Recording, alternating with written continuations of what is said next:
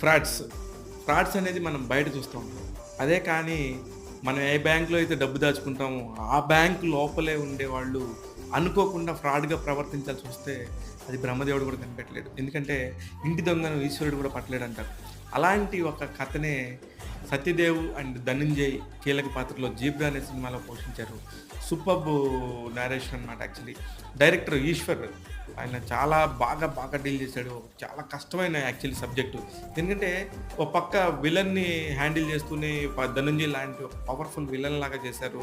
మళ్ళీ at the same time ఎండ్‌కొచ్చేసరికి ఆయన హీరోనా? విలనా? అనే పాయింట్ అర్థం కాదు. అలానే మన 'సత్యదేవ్' క్యారెక్టర్ కానీ, 'సత్యదేవ్' పక్కన ఉండే 'సత్య' క్యారెక్టరు ఆళ్ళిద్దరికీ సపోర్ట్ చేసే హీరోయిన్.